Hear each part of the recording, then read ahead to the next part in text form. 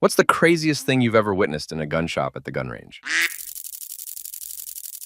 I'll start. So, on a recent trip to a local gun shop, I had the pleasure of being witness to what has got to be one of the funniest interactions I've ever seen. There are these two guys looking at the rifles on the wall. They're, shall we say, less than savory looking fellows, sagging to their knees, and one guy is wearing boxers covered in substances leaf. Not a good idea in a gun hop. This is in the heart of a large metropolitan area known for crime. A salesperson comes up and asks them if they were interested in looking at anything close up. They inquire about a Kelter Sub 2000 at first. Then they ask the sales guy what the deal was with another rifle, but not just any rifle. It was a Silencer's Maxim 50. For those who don't know, the Silencer's Maxim 50 is the first integrally suppressed 50 caliber's muzzleloader. The sales guy tells these two as much about it, prompting the two guys to respond with, "Yeah, man, but isn't you got to fill out one of them forms and wait forever to get it?" The sales guy informs them that since it was a muzzleloader, it was not under the preview of the NFA. The two guys exchange looks for a minute, then ask the sales guy, "So how many rounds does it hold?" But it's real quiet, right? "And what you mean by muzzleloader?" The sales guy explains what a muzzleloader is and that it only holds one round before reloading. The two guys immediately go, "Oh, well, never mind then. Back to this sub 2K, you guys got this in 40. Story 2. No joke. I worked behind the gun counter at a Gander Mountain, put myself through college. This exposes you to all sorts of characters and dangerous, sketchy stuff. One weeknight, I had a heavy-set, middle-aged gentleman come up to the counter who was heavily tattooed and pierced, asking if we had any NA 22 short revolvers in stock. He wanted to buy 2. I let him know that we didn't have any in stock, but we could always order some in. If he was interested in 22 LR revolvers, we also had other options in stock, but nothing in 22 short and nothing nearly as small. He said he wanted those specific revolvers and would go check another LGS. Then, with a turd-eating grin, asked me if I wanted to know why he wants those revolvers. It was a slow night, and he seemed like an interesting enough character, so I figured I would entertain him. I asked why. He proceeds to lift up his shirt and reveal 2 relatively large gun medallions dangling on chains attached to his nipple ring. He went on to tell me about his idea to have the medallions replaced with functioning guns so that he can conceal Harry on his nipples. Laughs were had. We chatted a little longer about different guns, and then he left. Totally delightful dude. To this day, it makes me smile inside knowing that there's probably some dude out there who is dual-wielding twin 22 short revolvers on his nips. Story 3. I worked at a pawn shop a few summers ago for some extra cash between classes. One day, a guy came in and made a beeline to our handgun case. Asked to see a police trade-in Glock 22, which we had a billion of. I'm the one helping him. Standard procedure for handguns is to remove the magazine, rack the slide multiple times, inspect the chamber, then hand it to the customer open. I keep the magazine under one hand on the counter so it doesn't walk away. It happened before. The cashier called at me to ask me about logging into the POS system. I only looked away from the customer for a split second. As I did, I saw him pull something out of his pocket from the corner of my eye. It was a magazine, a loaded magazine. I only saw a streak of black with brass and copper on top, but I'm glad I was able to catch it. As he tried to jam it in the gun, I nearly jumped over to grab the gun away. Ended up cramming my thumb into the open slide before it closed as I wrapped both hands around the gun and yanked as hard as I could. It only took a second, but it felt like minutes trying to get the gun away from him. The owner of the shop came sprinting out of his office seconds later, which made the customer let go and make a run for the door. I think he ended up tripping or didn't run fast enough as the owner, and another employee had tackled him down right in front of the door. My thumbnail was cracked, I guess, from the magazine being jammed up into it. But otherwise I was fine. The guy was arrested, and I believe he was charged with armed robbery. Don't know if he's been tried yet. I haven't heard anything about it. So yeah, customers. Craziest thing. Story 4. I went in on Friday and bought a used 9mm. I show up on Monday, exactly 72 hours later to pick up. And the salesman goes, "We gave your gun to someone else. After you bought it, the salesman did not take it off the shelf and we sold it again. He picked it up yesterday." So basically what they were telling me was that they sold my gun to someone else after I bought it and then let him walk out without waiting for the full waiting period. I mentioned this incident to my brother-in-law. He tells me that he went into the same shop earlier this year and tried to buy a pistol. He paid for it, and when he came to pick it up, they told him they made a mistake and couldn't sell him that gun due to a state law that prevents them from selling guns with frames that will melt under 850 degrees. TF? That law was passed 14 years ago, so why would he even have that model in his shop? I asked my bill what kind of gun he bought, and it was not on the list of prohibited models for our state, nor did it have a low melting frame. That gun shop is full of liars, and they don't follow the laws. He'll never go back there again. Story 5. Man points gun down range. Doesn't see the laser. Pushes laser button again. Doesn't see the laser. Points laser at his hand. Doesn't see the laser. Press the laser button, again trigger. Pistol functions as designed. Story 6. I didn't witness this, but the guys at the shop still talk about it. Down the street from my father's is an old sports shop. You know, the kind where old guys go to hang out. One day, two men walk in with shorts hanging down and boxers exposed. They're acting all hard, asking about this rifle and that, holding pistols horizontally and pretending to know more than the old guys sitting around. They ask to buy some ammo, and the guy behind the counter simply says that he feels unsafe selling to them, and it's time to leave. They are obviously angered by this, spout out some threats and leave. 2 minutes later, a woman comes in and asks for the same ammo, same amount. The guys behind the counter look outside, and lo and behold, the two guys are out in a car looking in. The employee quizzes on what type of gun she is using, and she gives some lame answer. They refuse to sell to her. A few minutes later, the two guys come in, waving guns around, demanding everything. You can imagine what happened. Shotguns were pulled out, sidearms were pulled, the works. No one got shot, and the cops picked the two guys up. They still laugh about the guys who tried to rob the gun shop. Story 7. While I was looking at a crate of Morans, the cashier ND'd a pigeonnier right into the glass case. I was about 3 feet away. Guy was trading it in, and when the cashier went in the back to do something, the guy put a loaded magazine into the gun like a dip crap. They called me the Mosin guy after that when I'd come in because they watched the security footage, and I apparently didn't even flinch or jump when it went off. Story 8. I have a few from working at a range, but here are the best two. This one happened at the range I worked at. To preface the story, my fellow employee was retired NYPD. He was very upset that he was not allowed to carry on the range because it was government property. Instead of carrying his pistol, he would leave it in his car during his shift. The range was an outdoor range that had trap and skeet fields on one end and a partially indoor rifle pistol range. I was coming from the rifle pistol range to the clubhouse for my break. I sat down and my coworker came hobbling in, bleeding from the foot. He sat down and blood started pouring out and proceeded to tell me I fell down the stairs in the skeet house and something punctured my foot. I believed him. The high house ladder was kind of sketchy, and I figured it was totally possible for a nail to be sticking out. Luckily, there was a doctor that shoots frequently that came and started to treat his foot. Soon, an ambulance and the police arrived, and they carted him off to the hospital. The police stayed. They closed off the skeet range he fell in and started investigating. I thought that was weird. Why would the police be investigating this? I figured since it was federal state gov it ran, that maybe the cops needed to investigate injuries. Then, the story changed. Apparently, my coworker had actually shot himself in the foot in the parking lot. I never got the official story, but basically he had been looking at someone's pistol or showing them his and dropped it. It then shot him in the foot.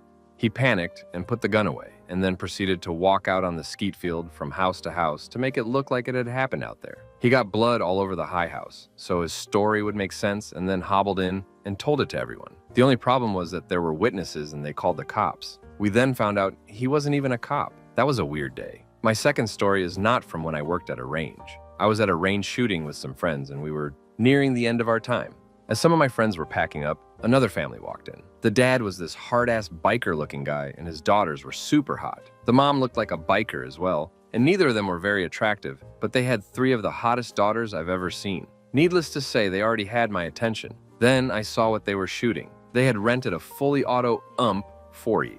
Now, I was really intrigued. I watched as the father proceeded to struggle loading the magazine for about 5 minutes. I knew then this was going to be fun to watch. The dad proceeds to stick the loaded mag in and then fires the entire mag from the hip. After he dumps the mag, he proceeds to sweep the whole range with his finger still on the trigger. No one from the range was watching. This was a clear violation of the rules, and no employee was even watching. I looked at my friends and told them it was time to go. I continued to watch from the outer room. The dad loads up a second mag and has what looks like the youngest daughter shoot next. They get it loaded up, and she proceeds to dump the mag from her hip as well. She couldn't handle the recoil and walked it straight into the ceiling. No employee in sight. I turned to the mom and other daughter and explained that when they shoot, they need to shoulder the gun and squeeze the trigger in short bursts to get used to the recoil. Then I left and never returned to that crap hole. Story 9. I've seen 2 dumb things at the range I used to go to. I would still go to it if I lived nearby. First one was a couple guys showed up to shoot a new 1022 they bought. The range was pretty much empty, maybe 6 people total. Anyway, these guys shoot up their targets but still have a lot of ammo and want to shoot something else. The shorter, dumber one grabs a rock behind the bench and tells the taller, dumber one to shoot it when he throws it. Short and dumb throws the rock. Taller and dumb shoots it and hits it. The ricochet hit a post down the range line, about 2 benches away from my friend and I. Yelled what the duck at him, and they grabbed their stuff and left in a hurry. Second happened later that year, a couple weeks before a rifle season opened. A lot of guys shooting deer rifles, and some people doing other stuff. Range is slammed packed. A group of people who had been waiting for about 30 minutes for a lane finally get one, set up a homemade 2x4 target, range goes hot. Guy's paper target falls off the stand, and instead of waiting or calling for cold, he ducks down and shuffles out amongst the live fire and puts the target back up. People beside him stop shooting, and that trickles down the line until someone yelled cold. He got a talking to by a couple different people, and that group ended up leaving shortly after. Story 10 was at an MG shoot. The position next to us was an older guy, and what appeared to be his idiot teenage grandson, who seemed to have learned most of his shooting techniques from a video game. Idiot kid walks behind the line to where Granddad's SUV is parked with guns in the back, grabs a kink, inserts a mag, and chambers around. Walking back to the line with his finger on the trigger, idiot kid fires about half the mag and then set the kink down on a table in the back of the shooting position. Pointed down the line of shooters, which is to say it was pointed at my head where I was sitting loading mags. I was just a little unhappy about this and had little desire to be next to the idiot kid. I talked to an RSO, expressed my dissatisfaction with having a loaded gun pointed at me 6 feet away, and asked if there might be a way he could have a word with the idiot kid, and if he could see his way clear to making sure Granddad could watch the idiot kid so nobody got hurt or killed, that would be great. Ended up getting extreme stink eye from everyone in the area the rest of the weekend. They're all friends. Didn't care, didn't get shot. I did make a very obvious point about not being in the shooting position when idiot kid was in his. Story 11. Haha. Interesting that they had a crude understanding of the NFA process but didn't know what a muzzle loader was. Muzzle loader drive-by would be a sight to see. After the shots have been fired and the smoke clears, draw the cutlass. Story 12. My CPL class was a total cluster duck. To begin with, the instructor was an idiot ex-deal agent who bestowed such gems of knowledge as SIGs are bad guns because it takes too much time for the hammer to drop, and Ruger is a high-end German manufacturer. Also told people that yards around every politician, apparently of all levels, is a federal gun-free zone. That's not the crazy thing, though. The crazy thing is that for the range portion, they had us using dirty old M&P 22s with mixed bulk ammo. Nobody got through a magazine without a malfunction. Me and maybe 2 shooters of the arm were the only ones who knew how to load a magazine and actually kept all the shots on paper at 10 feet. During the malfunctions, most of the shooters just started pointing their guns in every direction with their finger on the trigger, pointing them at themselves, the floor, the walls, and other shooters. One old guy could not grasp how to load a magazine and had to have the instructor do it for every string. And after every single magazine, he took off his ear pro while everyone else was shooting, despite being yelled at for it every time. We only fired 50 rounds total each. Everyone was given a pass. Most of these people didn't know how to load and manipulate a handgun, let alone to hit a huge paper target 10 feet in front of them, and now they all have concealed pistol licenses in the state of Michigan. I have zero faith in the CPL system, and all having a license proves is I used to have $200, and now I don't. Story 13. Range I used to work at had an attempted death while I was working. Was a slow weeknight, saw a middle-aged man walking around in the storefront looking at some of the rifles and shotguns sipping away on his coffee. Asked if he needed a hand with anything, but he politely told me he was just looking around. About an hour goes by, and that same customer has decided to pay for a range admission and some 45 ACP. I was just exiting the range to take my break and talk to a coworker who was just leaving for the night. We have about 12 pistol bays, so the far left side of the range was obscured from my view, but I had a full view of the customer entrance. Shortly after we began talking, we see another customer who had just finished up run out of the range, bent over at 90 degrees. We looked at each other with a WTF look on our faces, and the customer says, "Your boys in there just tackled this guy who was shooting." I ran in through the staff entrance to the range and saw our 2 RSOS on the ground with the customer I had chatted with underneath them. All I heard was call an ambulance. This guy is hit. Went in really quick to unload and clear the rented firearm. Caught a glance at the dude. He had grazed himself along the front of his neck. The 2 RSOS in the range told me, also the police, when they showed up, what had happened. Customer was trying to hit the 45 one-handed. After taking a shot, he would butt his arm down parallel with the tray, thus pointing the muzzle at the sidewall, and leaned forward to glance at his target. RSOS gave him a warning and pushed the firearm back down range. Customer takes another couple shots and does the same thing. RSOS moved closer to gain control of the firearm, and the guy starts firing. At this point, he had raised the firearm to neck height, puts 2 in the side of the booth, grazing himself in the process process, then 2 in the top of the back wall during the struggle to wrestle the guy down. The same back wall my coworker and I were standing behind talking at. The guys scored the takedown, and the customer was coed in the process, charged with several firearm crimes after being treated in the hospital. Story 14. Gun show. Just post-assault weapons ban dying in 2005. I was 16, so in Arkansas, if your parent buys the rifle for you, you can possess it. I grabbed my battlefield Vietnam friend and went looking for an AK with my Hobby Lobby monies, with Mom waiting in the car until I found something. We seriously rounded an end table with tons of barrel-intact AK kits. I'm looking in the bore of a front end of a Yugo M70, if I remember correctly, kit. Then someone let off a gunshot. Looking back on it, it's ducking hilarious because the entire roar of the convention center and the taser-popping noises seriously stopped instantly, like a movie. We see our owed green-clad sheriff's deputies escorting a guy out like 3 minutes later. Story 15. I go to this one gun range about once every other month and have bought every gun I own there except for my first gun show. Anyway, so as usual, I display all of my weapons to the range officers to verify they are unloaded and no unapproved ammo will be used, yada yada.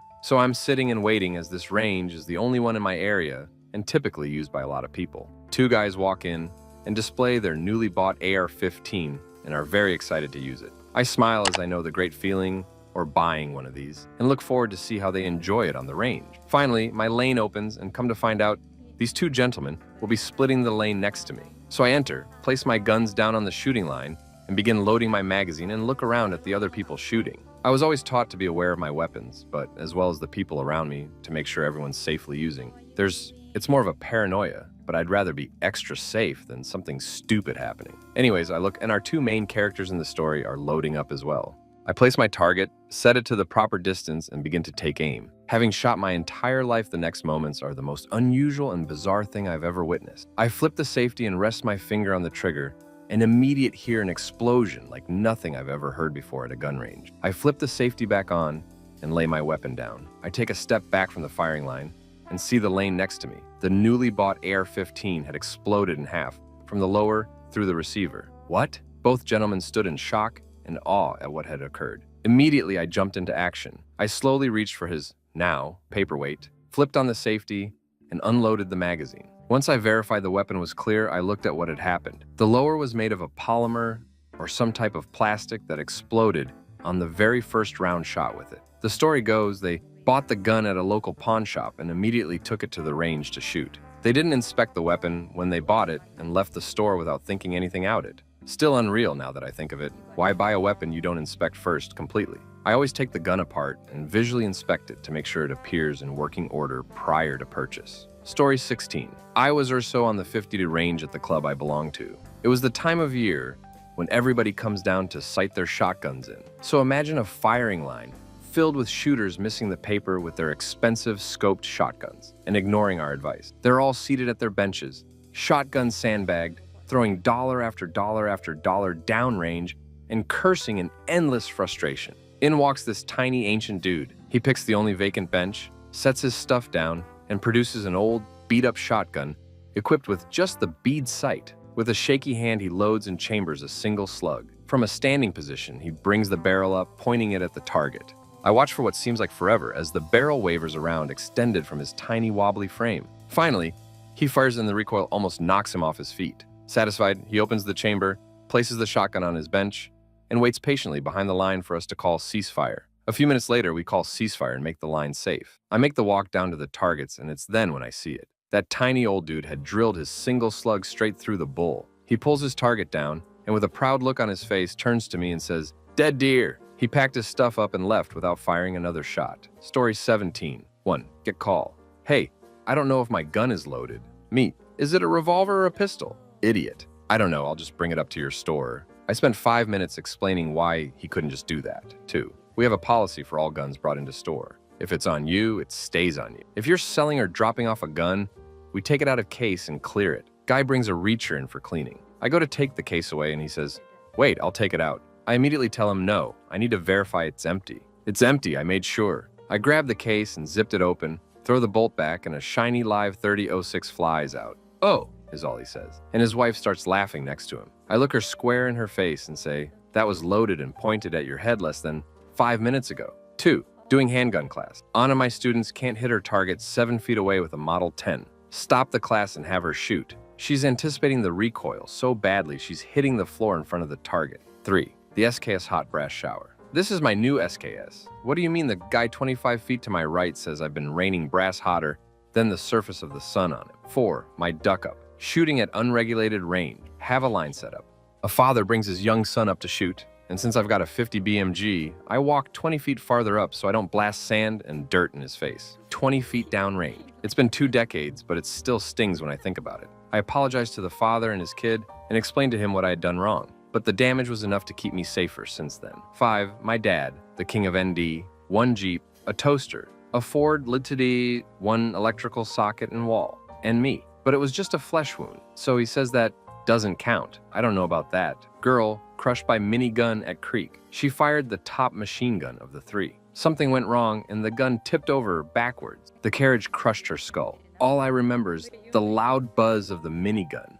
Looking to my right and watching as a cloud of green fire suddenly rotates up and stops firing as the barrels tip backwards. There was a bleacher of people behind the gun. You've never seen people move faster than when there's suddenly 18 barrels pointed at you. Story 18. Back in college, I took a good friend of mine out for an afternoon of shooting clays. We shoot at a national forest range, throw your own, no RO type affair, the parking lot right behind the line. Anyway, we pull in and there are 2 groups on the line, 3 and 2, and something feels off. So I tell my buddy to hold up on unloading our gear and clays, and we sit back and watch a bit. After a few moments, it hits me. The group of 2, 30s, stereotypical good old boys, are giving the stink eye onto the group of 3. Now looking closer, the 3 are college age and don't look too intelligent, all sharing 1 beat-up old 870 and none to save. They just finished throwing a round of clays, missing them all, and go to switch off. The shooter puts the shotgun down on a wood table, thankfully pointed down range, and goes to switch with the thrower.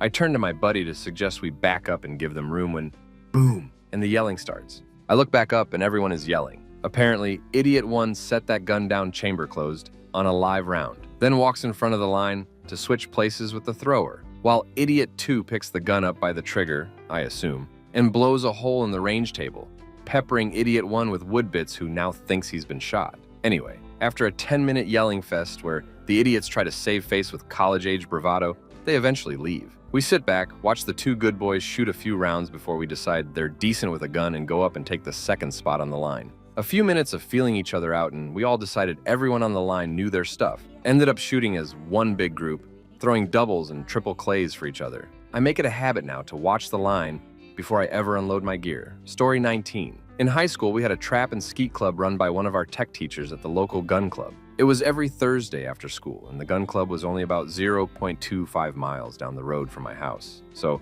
I would walk over on Thursdays to shoot some clay. The instructor was keen on safety and did his due diligence to make sure everyone was trained on proper handling and safety protocol. We always wore eye and ear protection. He would stand about 5 and 10 yards behind us with the button to launch the clay pigeons. So one day we're out there and this girl, not the brightest, was on the far right end. It was her turn, and she had the gun shouldered, safety off, and get ready to cringe, finger on the trigger. She must have been ready to yell, pull, but right before that, she thought she heard someone say something. So she proceeded to turn her whole body to the instructor with a loaded shotgun, safety off, and finger on the trigger. She swept every other shooter who was up at their position and landed with the gun pointed directly at me, as I happened to be the one in the spot next to hers. I quickly hit the deck as I caught a glimpse down the barrel of her 12 gauge. The instructor obviously started yelling and she slowly, very slowly, realized her error and corrected where she was pointing the gun. Honestly, I don't remember if she came back or was allowed back after that. I do vividly remember the sweep and staring down that barrel though. Not something I ever want to experience again. Story 20. I go to a local range after work. Still have on my work getup of suit and tie. There are 4 active duty military guys in the bay, on lanes 2 and 3 with 1 retiree older brother of one of them, and me on the last lane, lane 6. I proceed to endure these gits firing AK clone with the most horrific muzzle brake and doing mag dumps. Like teeth-shattering concussion. But I need to work on my flinch, so I figure it is okay for the most part. Until I see the fact that they are shooting from kneeling into a target at 5 yards and blasting the roof with pass-through fire. You can literally see sparks from the impacts on the steel beam. So I politely say something about them shooting the roof, and all 5 turn with loaded weapons to engage in some spirited conversation about how I don't know crap because I am a civvies and they are all fighting the gut to protect my rights and whatever. I packed up my crap and left while they were all standing there berating me while all of them were trying to look all tactical and intimidate me with their rifles. I figured a gunfight in a range wasn't worth the correcting gits mag dumping into the roof of the bay. I go out to the counter to turn in my pass and I tell the staff what the idiots were doing. And the counter staff lays into me about how I am disrespecting American heroes that are defending me every day. I should have never gone back after that. Story 21. At the range, plinking with my 22. Outdoor range, no stalls, just concrete benches. Two sides divided by a berm. About 15 benches each side. Left side is split between 25 and 75 yards. Right side 100 and 200. I settle in on the left side. There's only one other guy there, and he is teaching his son to shoot pistols. We're all good until some rednecks show up. Two guys and a son who is somewhere between 6 and 8. Deer season is approaching and they're sighting in their rifle. A few minutes later, they want to check their targets. Range goes cold. We all go down range to check targets. I pull mine down, staple another one on, and turn around to walk back. I'm staring straight down the barrel of a rifle. These mother duckers left their son up at the bench, and he has barely shouldered said rifle and is looking down the scope and pointing it right at me. I didn't see, but I'm sure his finger was on the trigger. Where else would a child who obviously hasn't been given any gun safety talks/training rest his finger? I hit the deck and yell, "Duck me," or something along those lines. Pistol guy hears this, glances over at the kid, then runs over and snatches the rifle from him. Proceeds to lecture him. Kid starts crying. This is where it gets good. Rednecks see this and sprint back. Do they yell at the kid? Sit him down and give him a stern talking to? They both immediately get in Pistol Guy's face, screaming at him, threatening him. "I'll hit you," I heard at one point. Pistol Guy gets in shouting match with them. Looks like it's going to escalate. I call on site park ranger to report it. One redneck goes to grab rifle. Pistol Guy draws on him. They freeze. Oak Ranger rolls up on them, hands in the air at gunpoint. After talking to everyone, he kicks rednecks out of the park. No citations, unfortunately. Moral of the story, if you take your kid to the range, keep them in sight at all times and don't be a douche. To Pistol Guy, wherever you are, thanks for saving my life. Also duck those guys. Story 22. Fort Leonard Wood, summer of '96. We were in the staging area of a live fire range, waiting for the current group on the firing line to qualify before having field chow. I was standing to one side, relaxing as much as one can get away with in basic training, when this ducking meathead, Private Van, his name is still seared into my brain, aimed his M16 at me, deliberately. "The duck is wrong with you? Don't aim your rifle at me." I stepped 2 or 3 steps to one side. He tracked me with the rifle. "Don't aim your rifle at me," he started and pulled the trigger. The click of that hammer falling on an empty chamber was, and remains to this day, the loudest, most well-defined sound I have ever heard. It was then that I learned what the various stages of anger are. At that point, I advanced from pretty pissed off to, as Carl Childers put it, well, I just seen red. In a fairly loud voice and in no unspecific terms, I called to question his intelligence, his dubious parentage, the nature of his relationship with his mother, and several other female members of his family, and perhaps the nature of the relationship he shared with his pets. I was only playing man, advanced from "I just seen red" to bona fide blind rage. Funny thing about blind rage, it only leaves you blind to your periphery. The catalyst of that rage becomes crystal clear, distance from you, vulnerable points on their body, even a preview of what the crumpled, mangled mess will look like when you are through with them. I think I made 3 steps before my squad leader and a couple other guys from my platoon who had been watching in silent shock up to this point stepped in and restrained me, very likely saving me from an Article 15 at a minimum, and quite possibly a court-martial, or at least a trip in front of a JAG. Looking back all these years later and recounting the incident to other people who have served in the military, I'm pretty sure I would have been justified if I'd put him in the hospital. To this day, I won't set foot on a live fire range with people I don't explicitly trust. 22 years later, I would still slug that ducker in the face if I saw him again. Story 23. During my concealed carry permit class, one of the students was allegedly a former corrections officer. She had 1 or 2 dumb questions during the classroom part of the course, but nothing too bad. When we were doing the firing portion of the course, she did not bring her own gun, so the instructor let her use a .38 revolver from the range's rental section. As students are firing, the instructor notices that she looks confused and isn't making any holes in the paper. He walks over to her, asks what the problem is, and she proceeds to tell him that she can't find the safety on a revolver. Instructor gently explains to her that it obviously doesn't have one, and that she can fire it either double or single action, her choice. Then, when she's finally figured that out, she proceeds to miss the paper and hit the ceiling of the range.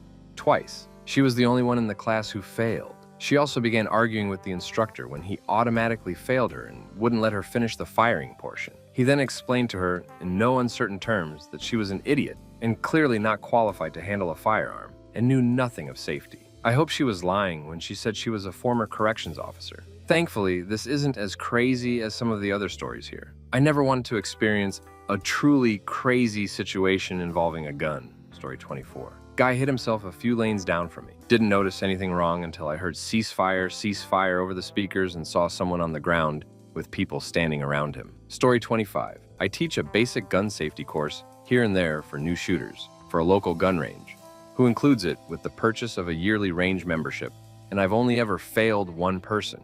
It's not even a pass or fail test. It was an old dude who already thought he knew everything about guns, the type who interrupted the class to spout FUD lore about things that were in no way pertinent to a basic handling and safety course. Anyway, come time to hit the range, and he has a 1911, of course, and proceeds to break rule after rule. Rules broken include loading outside the bay, not keeping his gun holstered or in a case until in the bay. Got to show off that sweet Kimber. Constantly taking ear, eye, pro off while people are shooting, brought food into the range. Corn chips cleverly hidden in a range bag, and after being told one time to stow them, he kept sneaking chips. Little annoying crap like that. He didn't flag anyone that I saw, but as soon as it was his turn to fire, he just rapid fires his 8 rounds. Personally, not a big deal to me, but the range has rules about rapid fire. He loads his gun again and stops to take off his iPro to wipe them off. People are still shooting to his left and right, so I tap him on the shoulder and point to my eyes. He turns around, pointing the gun upwards, and "What?"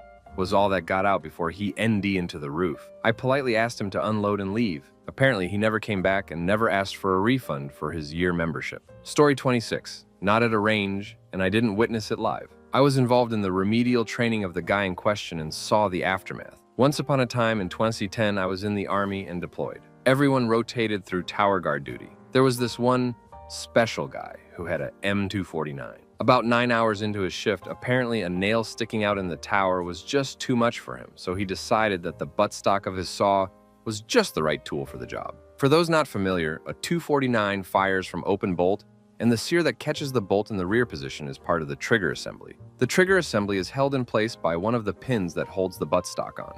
Oh, and without the buttstock on, the spring that drives the bolt forward is only held in place by a little tang. His weapon was live, with a 50-yard nutsack. He somehow managed to pull the pins and remove the hammer buttstock and pound in the nail. When he went to reassemble his loaded machine gun, he knocked the trigger assembly loose, which had apparently been held in place from the force of the bolt on the sear. At which point, it just runs away until the nutsack is empty. Luckily, neither he nor the Afghani security guy in the tower were injured. In the process, the power cable for the radio in the tower was shot up, so no one really knew this happened until about an hour later when it was radio check time. It later turned out that he had somehow deployed without ever actually qualifying on his 249, and as such avoided any real punishment as it was deemed it wasn't his fault since he had never qualified. It was month 5 or 6 of that deployment. Story 27. Worked at a gun store, constantly getting flagged with carry pieces. Could you ducking not JPEG. Had a lady come in wanting to know about a Viridian laser for her sub-compact Glock.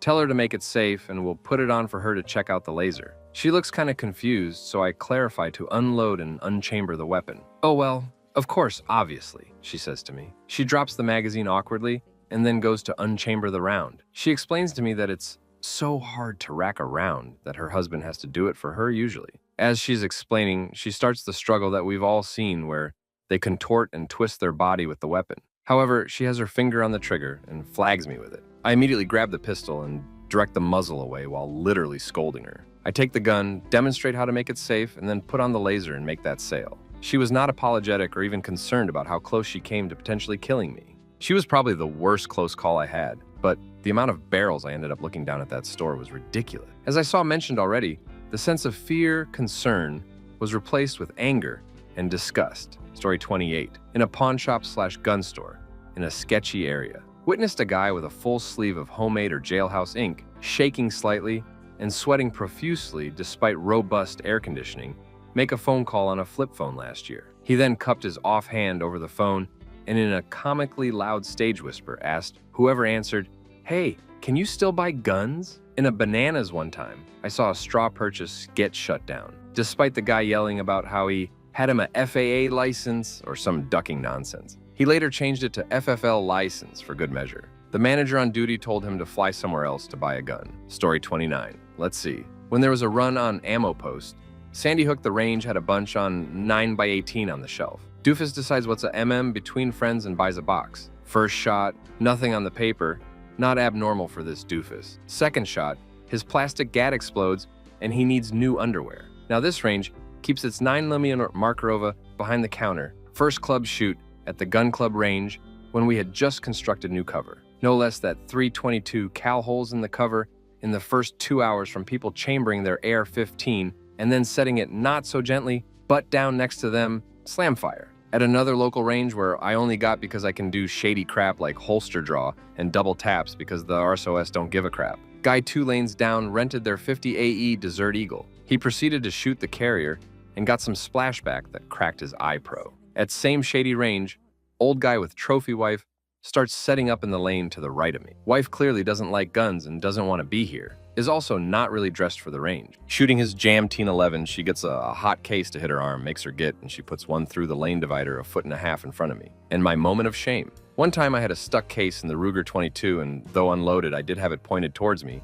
as I knocked the case out with a dowel. Even though it was safe, it was a bad practice, and I feel shame about it to this day. Story 30. A few years ago, I met a chill guy who boasted of having all types of firearms and how he always goes out the desert with another group to shoot. Okay, cool. You know, I can fit in with these guys, right? So I go there to one of their desert shooting trips. Too long to talk about the flagging he did and his excuses, but to the point of this post. He only owns a CZ75 that hasn't been cleaned in years and doesn't own a holster. He holstered the CZ in his front pocket with the grip sticking out. He takes a step and the gun falls out, landing in a position with the barrel pointed right at me. I get pissed off and all he has to say is, "Guns are made to handle being dropped by 3 feet," or something along those lines. I told him I don't give a duck and moved to the other side of our group to continue my business. The other people in the group were pretty good and knew their stuff, so I decided to stay. A minute goes by and he drops the gun again. It NDS, but thankfully it went down range. As he went to pick it up, he looks over and I locked eyes with him. So I give him a good long stare to make sure he knows that he's a ducking idiot. I felt like the eye of Sauron, piercing his ego and draining away any self-esteem he had left. Some of the other folk in our group stepped in and showed him how to clean a gun and use it in a safe manner. But the CZ didn't work anymore because of the sand that got into it and nobody would lend him another gun. Turns out a lot of others in the group don't like him either. Story 31. I went to a local public range to shoot my 9mm for the first time. And there was this middle-aged guy there in one of those moisture-wicking super shooter shirts with the tactical gray khakis and some very expensive hearing and eye protection. Keep in mind, I'm in college and I just wanted to familiarize myself with my first handgun. At this local range, there was a safety with the vest and whole 9 yards, about 20 years older and a little heavier and a little shorter than the shooter in sights. So it's 4 of us on the line, and the safety calls hot on the range so we can fire. Sure enough, I had my ear pro in and wasn't aware of what this high-speed competition want to be was gonna do. So we all start putting lead downrange, and this dipstick decides he's gonna walk aggressively downrange, civilian CCW justice enforcement style, while engaging this paper target. Let's just make this clear again.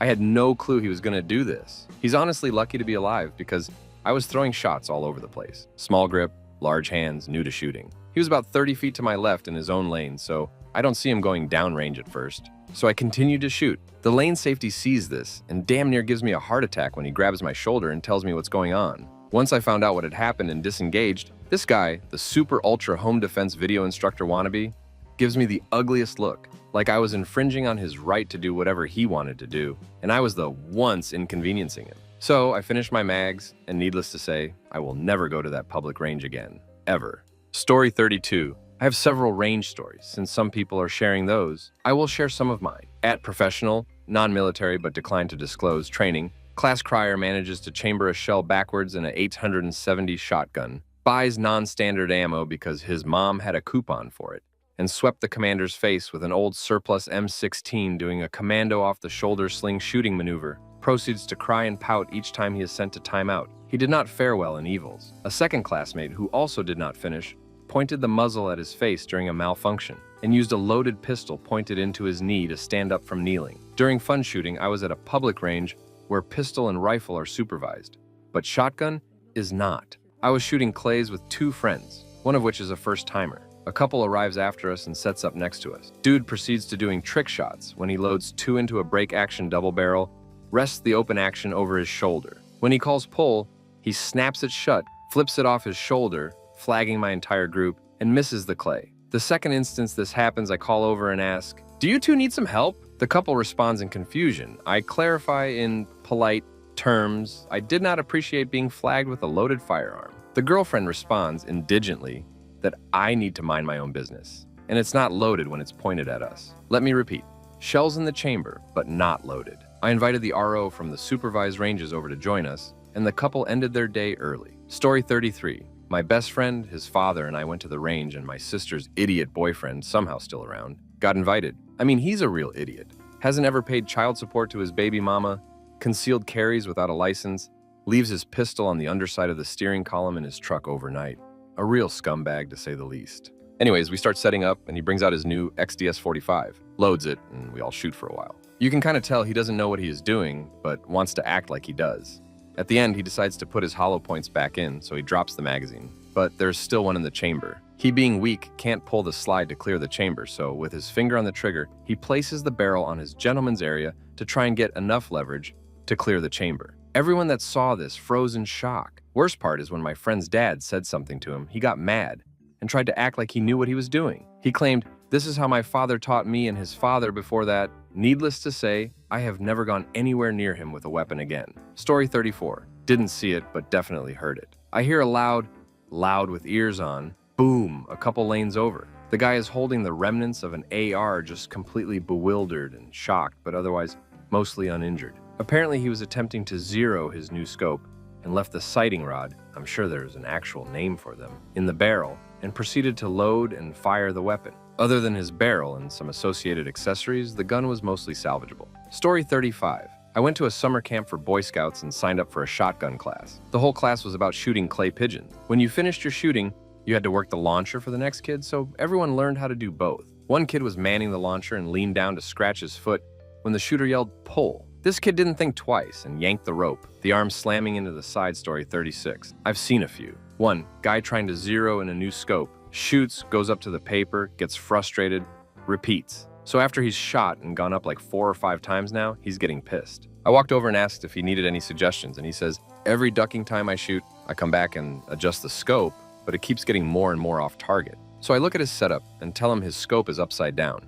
I'm sure he felt like a ducking git, too. Thug Money Gang, complete with dolt that hardly graduated high school in my class, comes to the small, private range and tries to bully me into leaving so they can have the range alone. They say they need to shoot from 100 yards, so I have to leave because I'm shooting from 50. I tell them I'll only be 15 more minutes and I get the hell out of there. As I'm packing up, they all line up at the 100 and start banging away with pistols. I tell the RO after this and he asks what their names were. Turns out none of them had memberships anyways. 3. It's deer season, and I take my air to the range and I'm banging away for about an hour. I see a blip of orange behind the berm to the right. Get my spotting scope out and there's a hole in a tree just off the berm. Story 37. Man, I was in a gun store right after my deployment to Afghanistan. I'm standing at the counter and this old man is standing there trying out ARs. He picks one up, puts it in his shoulder and turns, pointing it at my head. I'm like 3 feet away from him. Now, bear in mind, it isn't loaded, but it's the principle. I turn to him and as politely as I can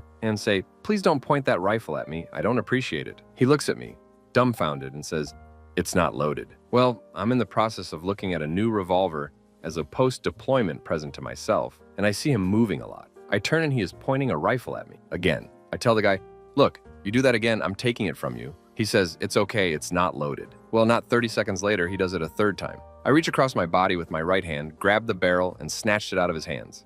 I locked the bolt back and put it on the counter and said, you can't have this. About this time, the owner came up to me, pulled me aside, and asked what I was doing. I explained that this old man pointed a rifle at my head 3 separate times, despite being asked not to. Well, apparently that doesn't matter, because this old man spends a crapload of money in there, so I shouldn't make him mad. I haven't been back to that place ever again. Story 38. Guy hit himself with a 6.5 Swedish Mauser at my range. Ceasefire had just been called, and then there's a thump behind us. RO starts yelling about ads and trots off towards the vehicle. Bit of a commotion, I render my rifle clear and go have a look. Turns out old mate decided to end it all in the back of a Kango van. The range itself is a military rifle club skewed towards ex-servicemen. Had lots of old, gnarled Vietnam vets, a few Korean vets, and actually a fair few younger guys from CDO, ex-SASR. Everyone goes into auto mode. They render the gun safe, get the guy out of the van, and put a tarp on him.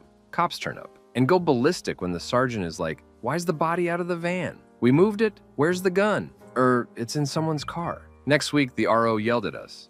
A reminder that if you decide to off yourself, don't use a firearm. Floated the idea of a commemorative shoot in his honor. 1 round at point blank. Unfortunately, it never happened. I would have had half a chance of winning it. Also saw a Swedish Mauser explode in a guy's face, which was wild. Nearly hit a dirt bike rider who riding behind the targets at the butts. Funniest thing I've ever seen is someone back into a car in ultra slow motion. The only one in a mile-square car park, story 39, at an indoor range. A guy a few lanes down was being a crap banana with a shotgun and kept muzzle sweeping the guy next to him. And I guess everyone else in that direction as well. First time, the guy getting swept grabbed the barrel, pushes it down range, and tells him to watch it and keep his shotgun pointed down range. The guy responds with the usual, "Dude, chill out, it's unloaded." A bit later, he does it again. Same thing. Grabs barrel, pushes it down range. "Hey, cut that crap out. Keep your gun pointed down range." "It's unloaded, man." It happens a third time. But this time, the guy getting swept grabs the barrel of the shotgun, pushes it down range, then points his 1911 at the guy and goes, "I don't care if your gun is unloaded. My gun is loaded. Keep your gun pointed down range." The guy with the shotgun then goes and complains to one of the workers behind the counter. Employee comes in, talked to the guy who was getting swept, and then proceeded to tell the guy with the shotgun to GTFO. I'm guessing the guy who was getting swept was a friend of the employee, or a regular or something. Story 40. Thankfully, the worst I've experienced is being swept by new shooters. Not a fun occurrence, but readily remedied, and definitely not as bad as some here. However, one of my local indoor ranges remains closed down due to a fire caused by someone forgetting he had a tracer in the magazine. I guess rubber grain backstops burn vigorously when paired with a chunk of superheated magnesium in a well-ventilated space. Story 41. Right when the Saiga shotguns were starting to be a thing, someone brought one to a mad minute shoot. Basically, you have a minute for 3 shooters, one with a pistol, one with a shotgun, and one with a rifle, to take out 60 semi-randomly placed bowling pins. He was letting other people take turns on it to try it out before he ran out of ammo. Unluckily, one of the other guys there had some assorted 12-gauge hand loads, about a half a magazine in and kaboom. You know in the Bugs Bunny cartoons when Elmer Fudd's barrel gets blown out like a banana peel? It looked like that. No people got hurt and the Saiga owner was pretty calm about it. He knew they were hand loads. Don't shoot other people's hand load. Story 42. I was out with a friend of mine at a quiet country range. Really nice place. Pay a membership fee and you are given the combination to the front gate. 6 pistol ranges, one 300-yard rifle range with several berms and some large steel targets, and a skeet range with 4 launchers. Come and go as you please, as long as you clean up after yourself and only shoot during daylight. Buddy had just recently bought a Tabor. We had been to the range once with it before, and it quickly became one of my favorites to shoot. On this particular day, it was the first time firing it with the new trigger group he installed since the last trip. Knowing it was one of my favorites, he let me use it for the first round of fire, pop, pop, pop, pop, 3rd trigger pull, and the thing went full auto and with a fire rate faster than anything I have fired before. Army vet, so I have some experience select fire. Immediately looked over at him to see the surprised look on his face. I kind of shrugged, then fired again with a quick pull of the trigger, hoping that with some care I might still be able to empty at least 1 magazine in semi-auto. Still fired 2 rounds. Now, what I think is crazy, the most awesome possible malfunction immediately made it illegal for us to continue firing it. Story 43. I swear if someone set up a camera at public ranges, they could make a TV show from the crazy crap that goes on. I went to a public range twice and never again. Things I've seen at a public, free range. 1. The sky. Yup, the roof over the shooting line was so peppered with holes from misfired guns, you could see the sky through it. 2. People sweeping the full firing range with loaded guns. Saw this numerous times in only 2 visits. 3. Ceasefire was called, and we all went down range and were changing targets when I turned around and saw someone's kid pointing a high-powered rifle at us from the firing line. I yelled at him, and he simply dropped the gun on the bench and ran. We left and never returned after that. 4. I saw a guy with all new equipment and gun who had clearly never fired a gun before. He really dropped some coin on a fancy Benelli semi-auto shotgun with a scope, new hunting gear, all worn at the range, etc. He brought a life-size styrofoam deer target, the kind used for archery, and placed it about 10 feet in front of the firing line and proceeded to shoot it in the ass. I could go on, but I think you get my point. Story 44. About a month or two ago, I was at the range shooting a new Lee Enfield I picked up at a gun show. There were two guys to the right of me, a dad and his son, and to the right of them was a guy who was sighting in his muzzleloader. The dad, his son, and I all want to go down, range to inspect our targets and swap them out. We yell, "Range cold." All give each other the thumbs up and look to the muzzleloader guy, and he looks at us, nods, and thumbs up. I got about halfway down range with the dad and son and hear someone screaming stop over and over. We turn around and the muzzleloader guy is aimed down his sights, hand on the muzzleloader like he's gonna shoot. The range officer thankfully saw this and grabbed a hold of the guy and was like, "WTF are you doing, man?" The range officer had some words with him and he ended up leaving. It certainly freaked the rest of us out quite a bit. Story 45. I went to an indoor gun range that I frequent. After paying for the range and setting everything up, a group of Middle Eastern people came in and took a lane somewhere around 3 lanes away from me. First, they are all speaking in Arabic, and the man, there was a man and 2 women, keeps lifting his over ear, hearing protection, to hear the women talking to him while people are firing AR-15s in a small indoor range. He then loads his R and uses the worst shooting stance I've ever seen. He slouches backwards and has the butt of the rifle on his arm, in between his shoulder and elbow, and is looking down the sights with his eye at the very end of the stock. He fires as fast as possible and shoots the absolute crap out of the ceiling and the metal clips holding the target up. He then instructs the women to shoot with the same stance with similar results. Then they just pack up and leave. It was wild. Story 46. This one I remember very well because it happened to me. I am Canadian, so when I want to shoot handguns, I hop across the border and rent. I decided to try my hand at a .45 for the first time and decided to go with something that, in retrospect, was far too small and light. After a large number of stovepipes and FTF, limp resting, I decided the gun was at fault and it was a good excuse to open it up and see what was inside. I work at a hobby store that sells airsoft and had field stripped a number of 22 1911s in the past, so I figured there was little risk for a bit of experience. As it turns out, the recoil spring on a .45 is substantially stronger than airsoft, Butter 22, and it shot the bushing through my fingers and out onto the range. I had to do the walk of shame to the counter to have them shut down the range so they could pick up the pieces of the gun and demonstrate that there was nothing wrong and that I was a git. I decided to switch out to a fairly heavy frame pistol for the rest of the day. Story 47. Was talking to a visibly drunk man at a private range about his original Colt 80 series pistol. He started talking about it, waving it about, and while talking NDs around into the dirt about 1.5 feet from his feet.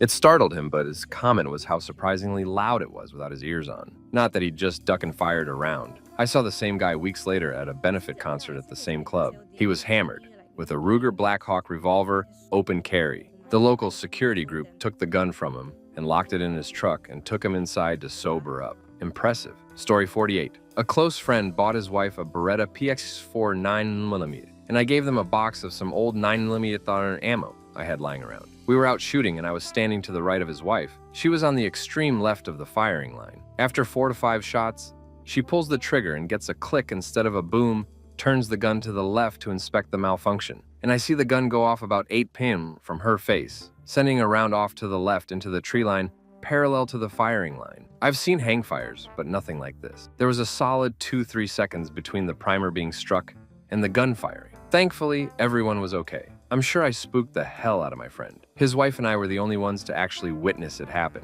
There's nothing like hearing someone yell, "Crap, cease fire," and running over to your wife to spook the hell out of you. Story 49. Ooh, damn.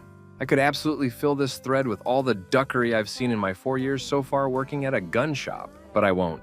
My thumbs would fall off typing it. But I will share one that happened only a few months into my employment. Greasy, skinny, older weird comes in with his 6-year-old daughter.